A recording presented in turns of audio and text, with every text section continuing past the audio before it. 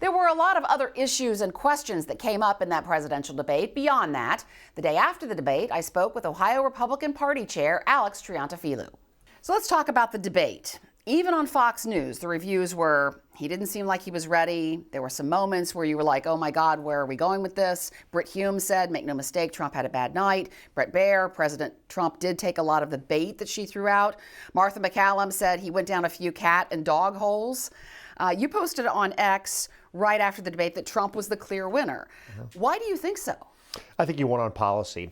I think what we didn't see last night was any clear solutions to the problems that Americans and Ohioans are facing.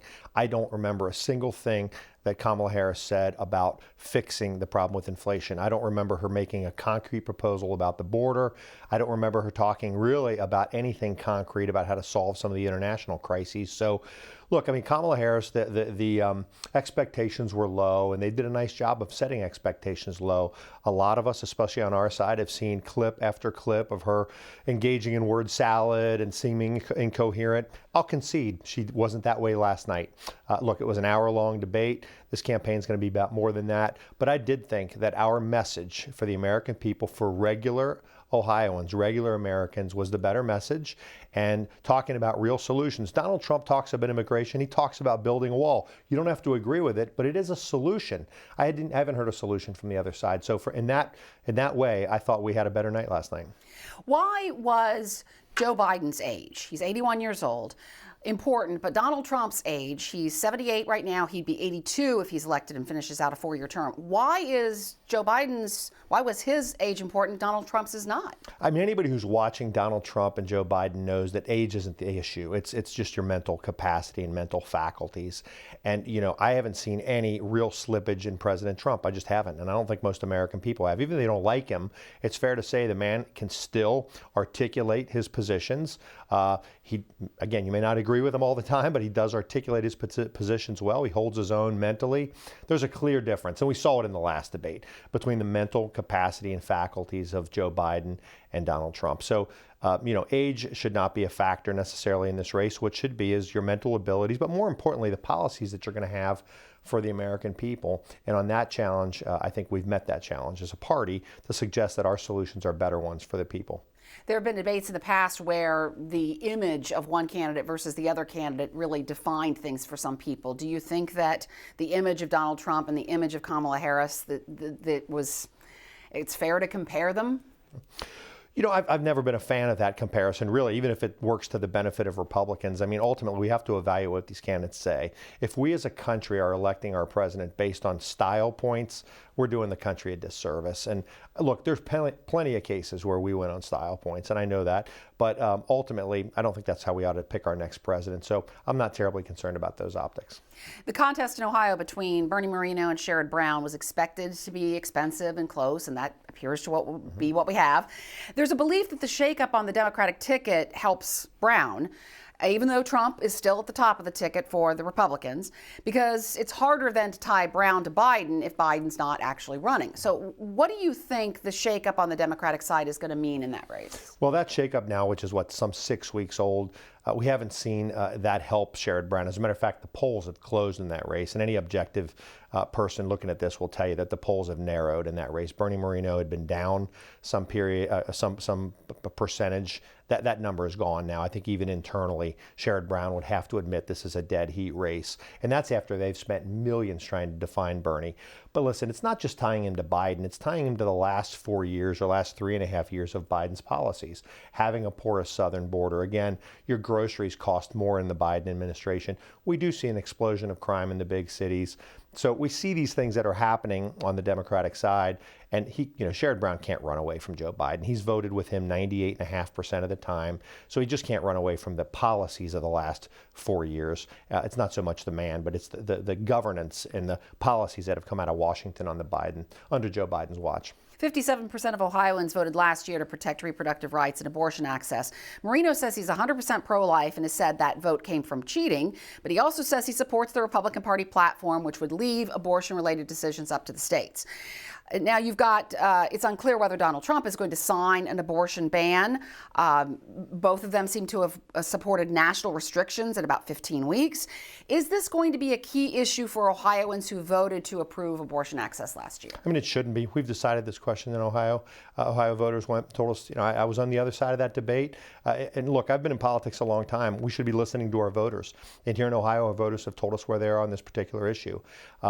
Look, at the end of the day, this is about the kitchen table issues that affect Americans and Ohioans. It's about, again, the cost of your groceries, how safe you feel in your community, whether or not what's happening in Springfield, Ohio, with 20,000 immigrants coming into a community of 60,000 people, how that affects your day-to-day life. This bigger issue, I think Donald Trump nailed it last night, frankly, in the debate. It's being contemplated and fought over in the states. The small d democratic process is at play to tell us where the American people are. Here in Ohio, Ohioans have spoken on this question. We think the proposal that's on the books now is too extreme. There may be a time to review it, but certainly not now.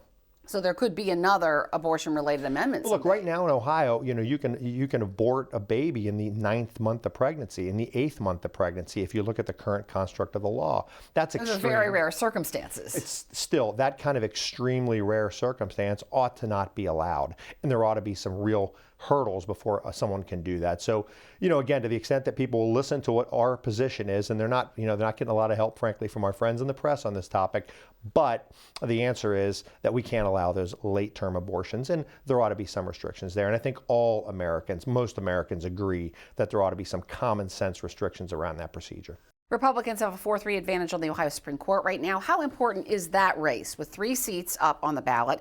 And was it wise for Justice Joe Deters to challenge his Democratic colleague on the bench, Melody Stewart, to try to win her seat in the full term that comes with that, as opposed to running for the seat he was appointed to with 2 years left on that term?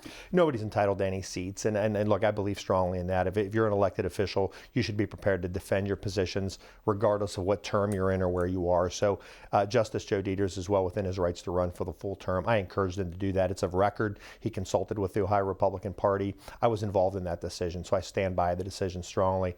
Those races are very important. We're putting a lot of resources in those races, Karen. We believe our candidates are the better candidates. We have 3 candidates who are former prosecutors, and the toughest kind of prosecutors. And we think that we should have judges who first and foremost look to protect the community. They should do justice, but they should do justice with an eye toward making sure that victims' rights are as protected as the rights of defendants. So we're confident that our 3 former prosecutors that are running in this state are the best choices for Ohio. And finally, last month, RNC Chair Michael Whatley came to the Ohio GOP headquarters to talk about recruiting and training thousands of volunteers to be on the lookout for potential problems in 18 states, including Ohio, on Election Day and with early voting. This is happening as we've heard repeatedly that Ohio is the gold standard for elections and that our system is great. But it's also coming, as former President Trump has said, he lost the 2020 election based on fraud. Aren't these mixed messages here that Ohio's elections are safe and secure, but that the RNC is going to still bring in people to watch what happens in Ohio? Like there's going to be problems. Well, and I appreciate the question. Sorry to jump ahead. No, I mean, look, in the same way that I believe the banking system is safe, we still have safeguards everywhere. We have a PIN. We have secondary ways to assure your identity when you're logging into an app or something. So no, making sure that we have a kind of belt and suspenders approach is appropriate. And that's what you're seeing in Ohio. Protecting election integrity is important.